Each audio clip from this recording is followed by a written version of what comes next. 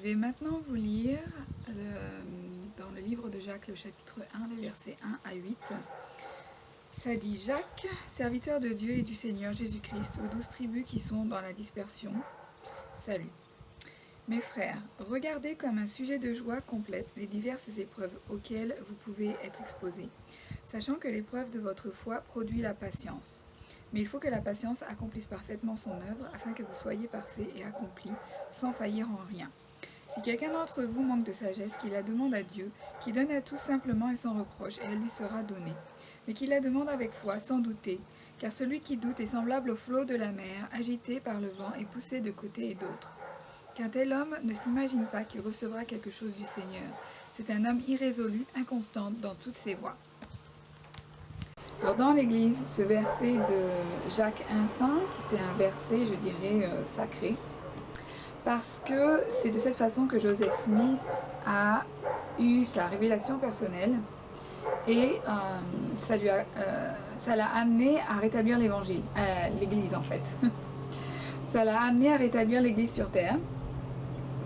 Et quand on devient membre de cette Église, on doit prier pour savoir si Joseph Smith c'est bien un prophète de Dieu, qu'il était inspiré pour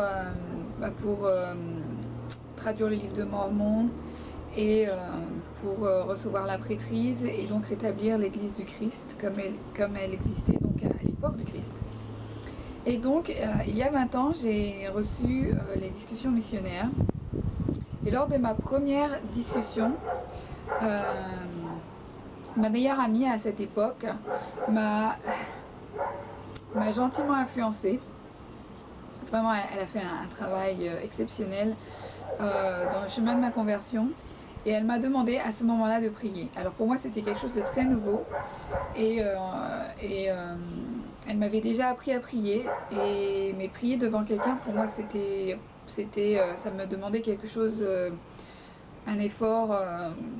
Il fallait que je sorte de ma zone de confort. Et en fait, je l'ai fait et j'ai prié et j'ai pas pu finir ma prière. J'ai ressenti l'esprit tellement fort que j'ai pleuré. Et mon but, c'était de demander, est-ce que Joseph Smith, c'était bien un prophète de Dieu, qu'il avait été choisi, que le livre de Mormon était bien la parole de Dieu, et que Joseph Smith l'avait traduit par le pouvoir de Dieu. Okay. Et donc j'ai commencé à acquérir un témoignage à partir de ce moment-là. Je me souviens que quand Dior m'avait offert ce livre de Mormon pour la première fois à lire, j'ai peut-être lu 40 pages et puis j'ai fermé le livre, je lui ai rendu et je lui ai dit je comprends rien, tu peux garder ton livre. Et en fait ça m'a pris quelques mois avant je crois que je lui ai redemandé, je sais plus exactement ce qui s'est passé. Et donc là je l'ai lu et j'ai pu le comprendre. Parce qu'en fait c'est un livre sacré et on a besoin d'avoir l'esprit avec soi pour le comprendre. Ok, donc dans les versets 2 à 4 du même chapitre de Jacques 1, on apprend que la foi produit la patience. Ok. Et dans Jacques 5, alors, Jacques 5, les versets 7 à 8 et les versets 10 à 11. Soyez donc patients, frères, jusqu'à l'avènement du Seigneur. Voici le laboureur attend le précieux fruit de la terre, prenant patience à son égard, jusqu'à ce qu'il ait reçu les pluies de la première et de l'arrière-saison. Vous aussi, soyez patients, affermissez vos cœurs, car l'avènement du Seigneur est proche. Ne vous plaignez pas les uns des autres, frères, afin que vous ne soyez pas jugés. Voici, le juge est à la porte. Prenez, mes frères, pour modèle de souffrance et de patience les prophètes qui ont parlé au nom du Seigneur. Voici, nous disons, bienheureux ceux qui ont souffert patiemment. Vous avez entendu parler de la patience de Job. Vous avez vu la fin que le Seigneur vous avez vu que le Seigneur lui accorda, car le Seigneur est plein de miséricorde et de compassion. Donc on sait que Job, il a tout perdu. Ses amis, sa santé, il a tout perdu, ses biens. Et en fait, il a gardé la foi jusqu'au bout. Et il s'est jamais plaint. Et son témoignage ne s'est jamais ébranlé. Il est resté fidèle. C'est-à-dire qu'il a continué à vivre l'évangile, comme si de rien n'était. Et il a gardé son cœur pur. Il a gardé son cœur pur. Ok, donc ça c'est vraiment un exemple, j'ai envie de dire un exemple monstrueux. C'est le mot qui me vient. En fait, c'est un super bel exemple de foi, de patience, de persévérance. Il y a des choses que j'ai beaucoup aimées dans le discours d'Elder Uchtdorf. Son discours est intitulé Persévérer avec patience. Et en chapeau, il est écrit « Les leçons que nous retirons de notre patience formeront notre caractère, élèveront notre vie et augmenteront notre bonheur. » Alors, il explique l'histoire des marshmallows, de l'expérimentation avec les enfants. Et je vous laisse lire cette histoire. J'aimerais partager d'autres choses qu'il a écrit. Donc notre Père Céleste sait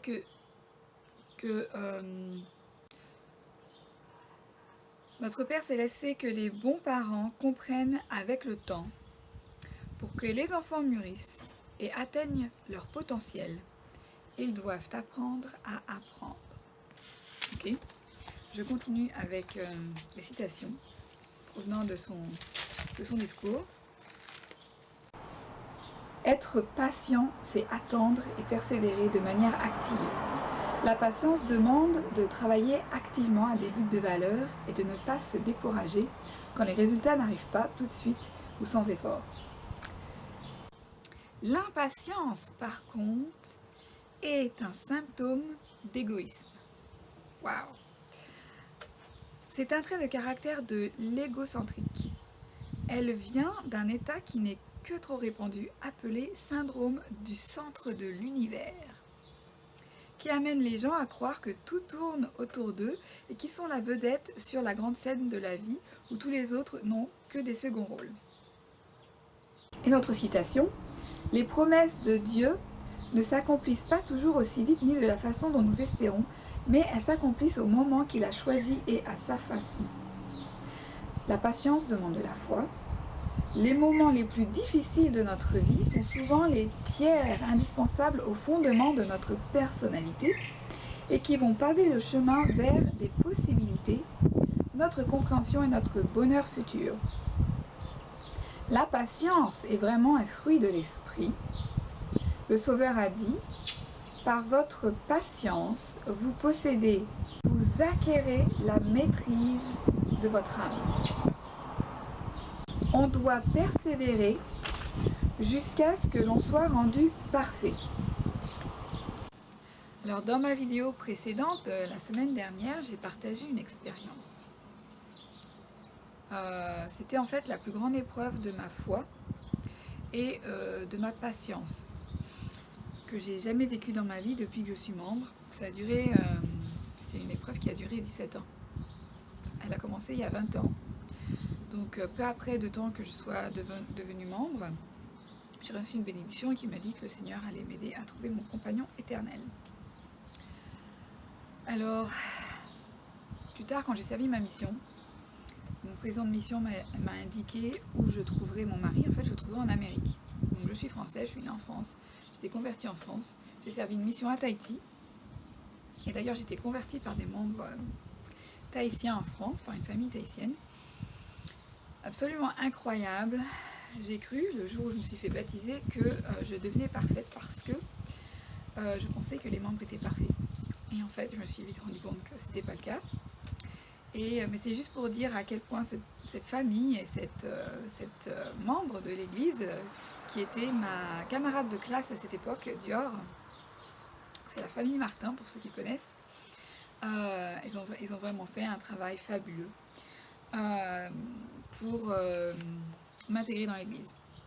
Alors, quand je suis rentrée en France, après être allée aux États-Unis, à BYU pendant 7 ans et demi, 8 ans, et que je suis rentrée en France bredouille, c'est-à-dire que j'ai pas pu me marier pendant ce temps-là, donc j'étais en Utah, alors que je savais que c'était l'occasion de rêve pour moi pour rencontrer mon mari. Et en fait j'ai eu des occasions, j'en ai eu plus d'une, et des belles occasions, mais mais en fait c'est moi qui n'ai pas eu la foi. Voilà, j'ai connu mes propres épreuves à cette époque-là. En fait, je suis rentrée bredouille, comme je dis, en France, donc sans mari, et je me suis sentie mais comme un échec le plus total de toute ma vie. Et je me suis dit, je suis une pauvre nulle, je ne mérite pas les bénédictions du Seigneur, j'ai dû faire des choses qu'il ne fallait pas. Donc, en fait, je m'apitoyais sur moi-même à, à un point de déprime, de grande dépression. Et même si je continue à prier pour savoir est-ce qu'un jour je retournerai aux États-Unis, est-ce que vraiment cette promesse elle est toujours d'actualité, je ressentais absolument rien. Donc vraiment je me sentais perdue. Alors dans ma vidéo précédente, la semaine dernière, j'ai partagé une expérience. C'était en fait la plus grande épreuve de ma foi et de ma patience que j'ai jamais vécu dans ma vie depuis que je suis membre. Ça a duré, c'était une épreuve qui a duré 17 ans. Elle a commencé il y a 20 ans. Donc peu après de temps que je sois devenue membre, j'ai reçu une bénédiction qui m'a dit que le Seigneur allait m'aider à trouver mon compagnon éternel. Alors, plus tard quand j'ai servi ma mission, mon président de mission m'a indiqué où je trouverais mon mari. Je l'ai trouvé en Amérique. Donc je suis française, je suis née en France. J'étais convertie en France, j'ai servi une mission à Tahiti, et d'ailleurs j'étais convertie par des membres tahitiens en France, par une famille tahitienne, absolument incroyable. J'ai cru, le jour où je me suis fait baptiser, que je devenais parfaite parce que je pensais que les membres étaient parfaits. Et en fait, je me suis vite rendu compte que ce n'était pas le cas. Mais c'est juste pour dire à quel point cette famille et cette membre de l'église, qui était ma camarade de classe à cette époque, Dior, c'est la famille Martin pour ceux qui connaissent, ils ont vraiment fait un travail fabuleux pour m'intégrer dans l'église. Alors, quand je suis rentrée en France, après être allée aux États-Unis, à BYU pendant 7 ans et demi, 8 ans, et que je suis rentrée en France bredouille, c'est-à-dire que j'ai pas pu me marier pendant ce temps-là, donc j'étais en Utah, alors que je savais que c'était l'occasion de rêve pour moi pour rencontrer mon mari. Et en fait j'ai eu des occasions, j'en ai eu plus d'une, et des belles occasions. Mais en fait c'est moi qui n'ai pas eu la foi. Voilà, j'ai connu mes propres épreuves à cette époque-là. En fait, je suis rentrée bredouille, comme je l'ai dit, en France, donc sans mari, et je me suis sentie mais comme un échec le plus total de toute ma vie. Et je me suis dit, je suis une pauvre nulle, je ne mérite pas les bénédictions du Seigneur, j'ai dû faire des choses qu'il ne fallait pas. Donc, en fait, je m'apitoyais sur moi-même à un point de déprime, de grande dépression. Et même si je continue à prier pour savoir est-ce qu'un jour je retournerai aux États-Unis, est-ce que vraiment cette promesse elle est toujours d'actualité, je ressentais absolument rien. Donc vraiment je me sentais perdue. Et donc ce qui s'est passé, c'est que j'ai décidé d'épouser quelqu'un en France. Okay, et c'était quelqu'un de bien. Mais ça n'a pas marché. Ok, ça n'a pas marché. Et je divorçais 9 mois après. Et là, je me suis ressentie comme, encore une fois, comme un échec, comme une pauvre nulle. Mais vraiment, c'est ce que je pensais de moi-même. Alors en fait, je me suis dit, alors en fait, toute cette expérience était nécessaire. Mon premier mariage et mon divorce, c'était vraiment nécessaire. Ça m'a préparée à ce que j'ai vécu ici. Donc ça fait 2 ans et demi que je vis ici en Californie, à Antioche. Et ça m'a vraiment préparée. Ok, donc vous allez comprendre un peu pourquoi un peu plus tard.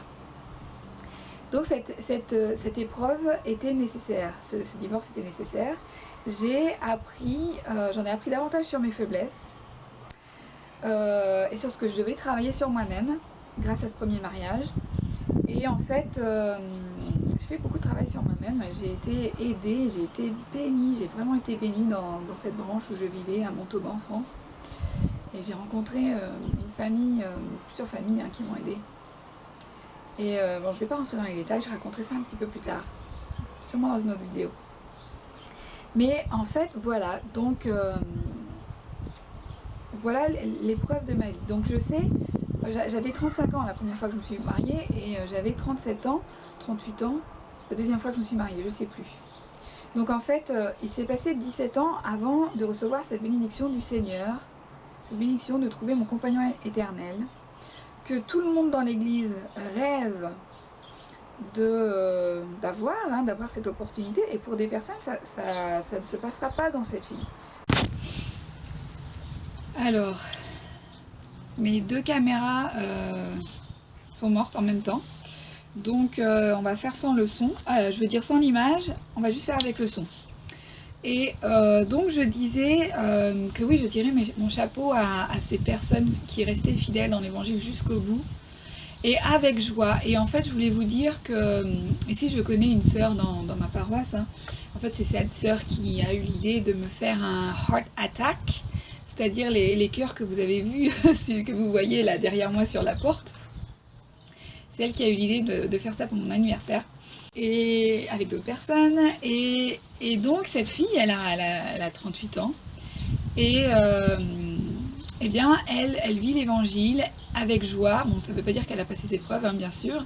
Ça veut dire qu'elle a passé un moment de déprime aussi parce qu'elle est seule et qu'elle aimerait atteindre cet objectif de se marier au temple, d'avoir une famille et tout ça, parce que c'est quelque chose de gros dans l'église. Bien sûr que c'est quelque chose de gros. C'est pour ça que l'église existe, parce qu'on croit en la famille éternelle. Donc c'est énorme pour nous. Et mais elle le fait avec joie, et elle bénit les gens autour d'elle, mais c'est fabuleux ce qu'elle fait, je l'admire, j'admire cette fille, je l'admire vraiment. Et en fait, j'aimerais vous partager une autre écriture. En fait, je vais vous laisser la lire. C'est dans Joseph, c'est à propos de Joseph Smith, c'est dans Doctrine et Alliance 122. Donc je vous laisse lire toute cette section. Ça dit en fait que malgré toutes les épreuves qu'on a, ben oui, des fois, il y en a qui nous secouent, puis des fois ça arrive, c'est dans tous les domaines d'un coup, où ben ça va pas. Et en fait, moi j'essaye de toujours me souvenir de Doctrine et Alliance 122, quand le Seigneur il dit à Joseph Smith, mais même si les portes de l'enfer, elles devaient s'ouvrir devant toi, et que tu devais frôler et tomber dedans, quoi, en fait, mais sache que tout ça c'est pour ton bien, c'est pour ton caractère, comme il est dit pour former ton caractère, comme il est dit dans le discours d'Elder Uchtdorf. Toutes ces choses, toutes ces oppositions qu'on a dans la vie, c'est pour nous renforcer, pour nous devenir meilleurs, pour nous rendre parfaits. Et on voit, et en fait c'est aussi pour nous aider à nous rendre compte de nos faiblesses, pour nous aider à changer, à nous rendre compte qu'on doit changer, qu'on doit faire des choses, qu'on doit agir, qu'on doit se tourner vers le Sauveur, qu'on doit vraiment se tourner encore davantage, s'approcher encore plus près du Sauveur, de nous agripper, ça se dit ça, de s'agripper encore plus à la barre de fer, et puis de nous guérir, de rechercher la guérison. Il n'y a pas une seule épreuve dans notre vie qui ne nous conduit pas dans cette direction. Ok ? Alors on a d'autres exemples de patience et de foi dans la leçon pour cette semaine. Par exemple, on a Abraham qui a dû sacrifier son fils. Alors ça c'est... Ouh là là, mais c'est quelque chose d'énorme, c'est monstrueux encore une fois. C'est monstrueux. Pourquoi est-ce que le Seigneur il nous demande de faire des choses pareilles ? Pourquoi est-ce qu'il nous donne des promesses ? Et puis des fois ça met... en fait ça vient pas, des fois ça vient pas dans cette vie. Comment ça se fait ? Pourquoi est-ce qu'on est mis à l'épreuve à un point d'impossibilité en fait en fait ça nous semble impossible. Mais en fait tout est possible avec le Seigneur. Et le Seigneur il nous donne des exemples de prophètes dans les Écritures. Par exemple dans 1 Néphi 3 le verset 7, quand Néphi il dit « J'irai, je ferai tout ce que le Seigneur lui commande de faire ». Et en fait, il est parti, il est allé chercher les Écritures, et puis là, il a dû tuer Laban. C'est horrible, ça. C'est horrible. Pourquoi est-ce que le Seigneur, il fait tuer Laban à Néphi, quoi ? C'est horrible, ça. En fait, c'est pour nous aujourd'hui. C'était pour Nephi à l'époque, bien sûr, mais c'est aussi pour nous aujourd'hui, à notre époque, que ben il faut s'attendre à tout, quoi. Hein. Le Seigneur, il peut nous demander de tout et n'importe quoi. Et c'est à nous d'être dignes, de ressentir son esprit, vraiment de savoir que ça vient bien de lui, ce qu'il nous demande, même si ça paraît être de la folie, ça vient vraiment de lui. Et c'est là où vraiment il faut multiplier nos efforts pour vivre l'évangile, pour qu'on soit digne de l'esprit. Pour que si l'esprit nous dit de faire des choses impossibles, en fait, on le fasse quand même. Voilà. C'est pareil, hein, quand la famille de Néphi a dû mourir, a failli mourir dans le désert, ok. Il ne trouvait pas de nourriture, le liaona ne marchait plus, et Néphi a redoublé de foi, de patience. Il a prié pour avoir une solution, ok. Donc je mettrai les liens aux vidéos sous cette vidéo. Mais je crois que les vidéos sont en anglais. Je crois que c'est pas encore traduit en français.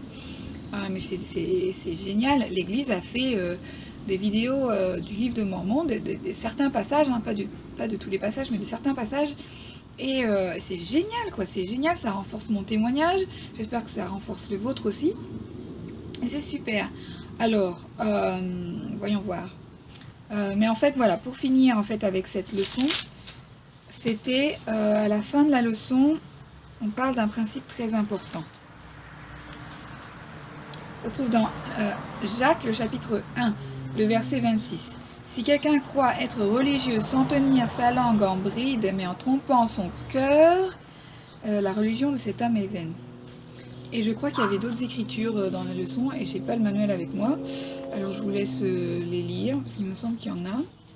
Moi, ce que je voudrais vous partager pour finir cette leçon, et pour pas que ça soit trop long, c'est que de toute ma vie en tant que membre de l'Église, je n'ai jamais eu jusque-là d'opportunité de rencontrer des gens, membres de l'Église, pratiquants et non pratiquants, aussi méchants que j'en ai rencontré ici, depuis que je suis ici. Ça fait 2 ans et demi que je suis ici. Et c'est là où je commence à comprendre ce que le Seigneur il veut dire. Quand le Seigneur dit que le blé et l'ivraie doivent grandir ensemble, eh bien, depuis que je suis ici, j'ai vraiment acquis un certain témoignage de ce principe. Donc je ne vais pas rentrer dans les détails à ce niveau-là, mais j'aimerais seulement partager encore une fois que j'ai appris des choses. Alors je vais vous le partager à l'intérieur de la maison parce que je vois qu'il y a quelqu'un qui vient pour réparer quelque chose dans la maison. Donc j'arrête tout. Hop.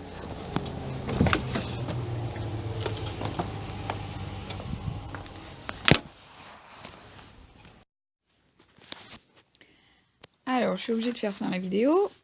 Donc je voulais continuer et finir avec cette expérience que j'ai eue donc avec les membres ici, certains membres. Et en fait, alors j'aimerais revenir en arrière avec l'expérience que j'ai eue avec mon premier mari.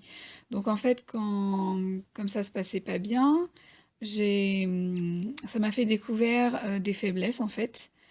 Parce que en fait, quand j'étais enfant, j'ai toujours été très calme. Et en fait, vivre avec ce premier mari m'a fait déclencher des colères, en fait, comme si je me sentais mise à bout, en fait, comme s'il poussait sur des boutons, et là, ça sortait, comme jamais ça sortit avant, quoi. Et donc, ça me faisait très peur à moi-même, et donc, je me sentais très vulnérable. Donc, c'était une période très noire de ma vie. Et donc après ça, j'ai pu commencer à guérir, hein, parce que je me suis dit, là, il y a un truc qui va pas avec moi, donc il faut vraiment que je fasse quelque chose. Donc j'ai vraiment été très bénie. Il y a des gens qui m'ont aidée. Euh, et donc arrivé ici, en fait, ça a été exactement la même chose, mais alors pas avec mon mari, mais avec les gens autour. Donc avec son ex-femme, donc la mère des enfants, puis avec sa mère, et puis avec sa sœur, enfin, etc. Et avec d'autres personnes. Et en fait, j'étais toute nouvelle ici, donc c'était très facile pour ces gens-là de me peindre d'une certaine manière qui n'était pas vraie. Et, euh, et en fait, là, j'ai dû apprendre à me maîtriser, en fait. Parce que c'était pareil, je me sentais comme si on appuyait sur mes boutons. Et donc, c'était pareil, c'est la colère qui est sortie en premier. Mais alors là, ça s'est... comment est-ce qu'on dit ça? elle s'est pas gênée, donc son ex-femme ne s'est pas gênée de partager ça à tout le monde. Et donc, forcément, là, je me suis dit, oula, ça va pas le faire. Euh, et du coup, par contre, moi, je n'ai jamais fait la même chose que elle m'a fait en fait. Je n'ai jamais rien partagé de ce que elle m'a fait à moi, quoi. Et je voulais le faire et en fait, je l'ai pas fait. Et du coup, maintenant, à l'heure actuelle, aujourd'hui, les gens ils commencent à se rendre compte, ok? Ils commencent à se rendre compte, il y a des choses qui changent et, et je suis un peu plus ouverte à vraiment expliquer ce qui se passe. Mais en fait, pendant ces deux années et demie, je me suis sentie seule, quoi, en fait. Voilà, j'avais pas d'amis, je suis arrivée ici, je connaissais personne. Voilà, à part mon mari, quoi. Et sa famille, et après, je suis devenue amie avec des membres ici. Et, euh, et en fait, en même temps, le Seigneur me montrait des rêves, donc des révélations personnelles de ce que ces personnes méchantes représentaient dans ma vie. Et aussi des enfants, chacun des enfants à Jeff, il a 3 enfants, chacun de ces enfants représentait dans ma vie. Et en fait, c'est comme ça que j'ai réussi à me renforcer, si je puis dire, à me réconforter. Et donc voilà, donc enfin, ça a été très loin, hein, ça a vraiment été très loin. J'ai demandé à Jeff à ce qu'on ait une thérapeute de famille, et donc c'est ici en Californie, il y a des thérapeutes qui sont membres de l'église, il y a des services de famille pour les membres et tout ça. Donc Jeff et les enfants, ils voient toujours cette thérapeute à l'heure actuelle.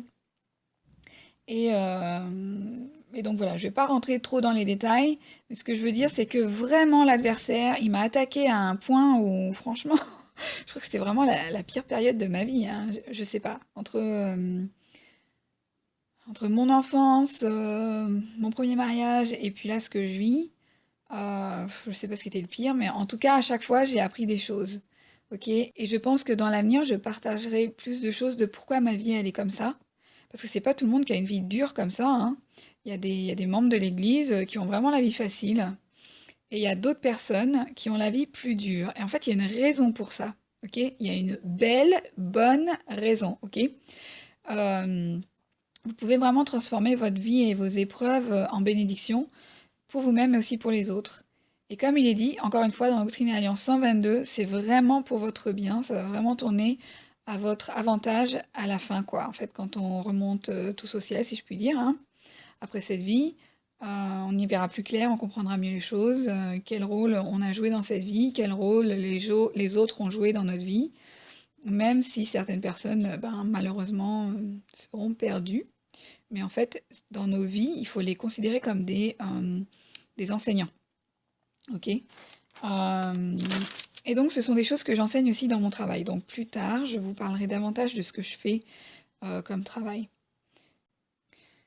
Alors, une autre chose que j'aimerais partager par rapport à mon histoire, c'est que euh, j'ai dû apprendre en même temps, donc en fait, je suis en train d'apprendre dans mes prières à bénir ces personnes-là qui m'entourent, qui me méprisent, qui me jalousent, qui sont méchantes, hein. En fait, le but, c'était vraiment de nous faire divorcer avec Jeff parce qu'il y avait énormément de jalousie. Fallait pas que je m'entende bien avec les enfants, tout ça. J'ai été traitée d'abuseuse sexuelle alors que c'était pas vrai, hein, que voilà, je faisais de l'abus sexuel sur les enfants. Alors, mais c'est horrible, et c'est horrible pour les enfants en fait, parce qu'ils sont manipulés, ils savent pas ce qui se passe derrière tout ça. Les enfants, ils ont 12 ans et 10 ans. Il y a 3 enfants, il y a des jumeaux. Et, en fait, voilà, ils comprennent rien. Donc, ça a vraiment été une épreuve pour moi, parce que, parce que j'ai vécu aussi un divorce étant enfant. Mes parents sont divorcés. Et donc voilà, en fait, mon épreuve aujourd'hui, c'est de quand je prie pour ces personnes, que vraiment je déverse mon cœur pour ces personnes, que je ne les juge pas, que je garde à l'esprit ce que le Sauveur a dit à notre Père Céleste quand il était sur la croix. Père, pardonne-les, Père, pardonne-les, parce qu'ils ne savent pas ce qu'ils font. Et en fait, pour moi, ces personnes, elles se font beaucoup plus de mal à elles-mêmes par rapport aux conséquences dans l'éternité, comparé à ce qu'elles me font à moi. À moi, ben, moi, ça me rend encore plus forte en fait. Je découvre comment je dois aimer les autres inconditionnellement. Donc bah, forcément, je tourne tout ça en bénédiction pour moi-même. bénédiction de développement personnel, de progression personnelle, ce que vous voulez l'appeler. Et en fait, mon but, c'est comment est-ce que j'amène ces gens-là à se regarder dans le miroir et à se repentir, en fait.